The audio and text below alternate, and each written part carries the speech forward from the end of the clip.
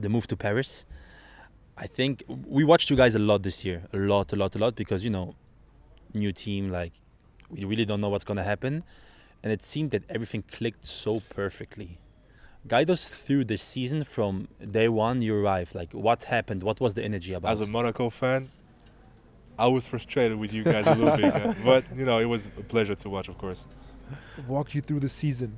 Okay, so for myself, whoa. I pull up to Paris, yeah. And Paris, there's a strong core of players who have played together for years with already. Isalo and Bonn and all with of Isalo that. and in Bonn in Germany. Yeah. That was the team. They dominated with Bonn. Yeah. They won the Champions League. They moved the whole organization to Paris and bring all the players, everything. It's crazy how many players So they're in Paris and dominate the Euro Cup. Yep. So now they move to the EuroLeague. Same players stay, same system stays. Isalo goes to the league, but the system remains. Thiago Splitter comes and he's adapting and he's continuing the system. So I join, and at this point I'm 32. I've seen a lot. I'm experienced basketball player. Had success in many different countries. Won a lot of titles. Blah blah blah blah. Yeah. And I go there and I'm like, okay, so another summer where I have to adapt to a new team and I'll manage. But man, to adapt to the Paris style of basketball was the toughest transition I had in my career. Really? Man, easily. That right there, that system was the most unique system I ever played in. And the toughest to adjust, especially if you have experience already. Yeah. Because you're used to playing So basketball different a from certain everything way. else. It's so different from anything else. I remember in training camp, there's a drill called murder ball. Man. It just scares me the way he talks about it. It's called murder ball, yeah? Murder ball. In that drill, I never cramped up in my arms before. Like you had a cramp in your arms. Yeah, no, I never had this in my life. Me neither. No. But in that drill, it was the first time I was running so much that like I was starting to cramp up like in my biceps and stuff. I was like, what's going on? Worse than college conditioning. It was worse than everything, man. But That's you were bad, cramping man. from the movement? From running too much. It's a really intense drill where you kind of simulate a lot of chaos and speed, and we do it so much that in the games You thrive on it. You thrive, and other teams obviously are not able to adjust to this. So we are adjusted to it because you practice it, but other teams not. So that's the advantage you create, and it's kind of like bringing organization and structure to the chaos, kind of. That's interesting. Damn. But yeah, no, it was very unique. This group of guys, they know how to play with each other. They really perfected the system, this aggressive style of play, tagging up, which, by the way, everyone in Europe now is doing. Mm-hmm. Everyone is tagging up. Yeah. In the national team, we did the same. You think they copied Paris basketball? I think Isalo put a lot of influences with his system, and a lot of teams are beginning to see what he did and are taking stuff from him, for sure. Damn. I strongly believe so. But for that, you got to be hella conditioned. You got to be conditioned. You got to have athleticism. Yeah.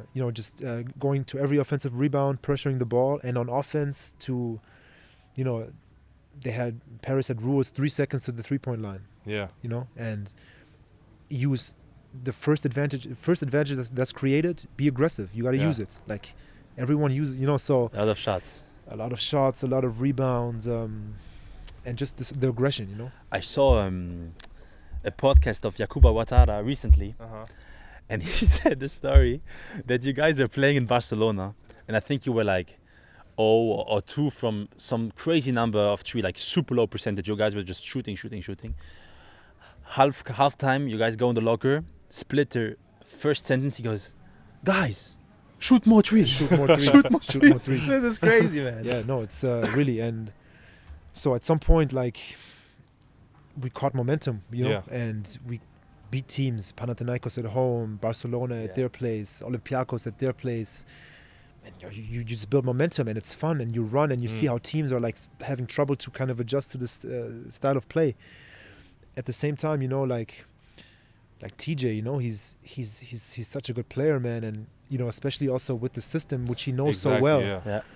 It was impossible to guard him, man, or to find answers, because the team as a cohesion, it was so well oiled, and even players like, let's say, Leon Katza, who, if you look at the stat sheet or his, I don't know, his numbers or whatever, you think, okay, he hasn't done anything.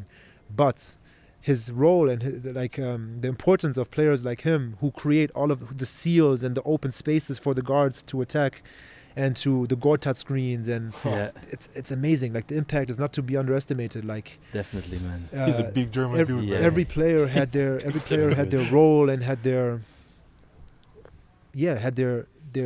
role to carry out in order for a lot of space to be created and for the certain players who should be aggressive to be aggressive. Yeah. You know, Mm-hmm. it was a really interesting system. So yeah, Leon, he was part of that core. TJ, Colin Malcolm, Tyson Ward, Mike Antonin, so Sebastian Herrera. Yeah. So, you know, it was just like a lot of continuity and a really unique style of basketball. Beautiful, man. And you know, when we talk about this feeling being in the zone, we often, you know, relate to just one game. But you guys start winning like 10 or 11 games in a row in the EuroLeague, which is close to the record. Were you guys feeling in the zone for like 2-3 months just to win everything? Yeah, it was surreal, really. It was surreal to catch that type of rhythm for a club, an organization in your first year in EuroLeague. To achieve that, It's got to be like a dream. It's amazing. Yeah, it's amazing. It was really an amazing season, amazing group of guys. That's really has to be highlighted. You know, a really good group of players, good characters, good attitudes. You know, that helped a lot. You know, Nice. and yeah, man, we had a really fun season, man. And I think a lot of people took notice and saw that and kind of, you know, added things to their philosophy. I think, you know, the game is becoming more and more faster, more modern. Teams are, you know,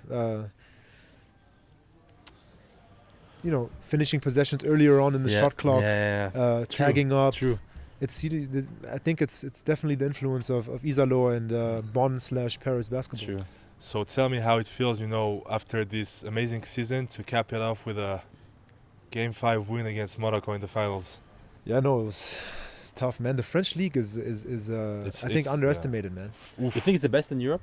No, not the best in Europe. For The Spanish league is the best, man. So French is second. I don't know the Turkish league. Okay. I don't know the Turkish league well enough. But I do say I think the French is underestimated. Okay.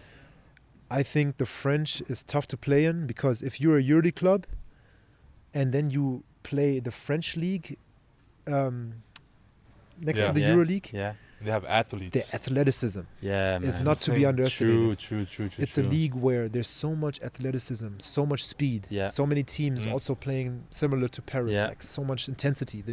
True. And on pick and roll also, due to the athleticism, you see a lot of like shows and hedges. Yeah. You know, like there's so much more aggression. There's no. You know, there's the bigs can move. Like in Spain, I kind of picture sometimes, you know, like you play teams drop defense. You know, like you come off the pick and roll, you shot. You know what I mean? Not in None France. of that in France. No way, true, man. True, like true, man. it's really intense. You know, really intense, and it's a difficult league. It's underestimated. You have 3 EuroLeague clubs.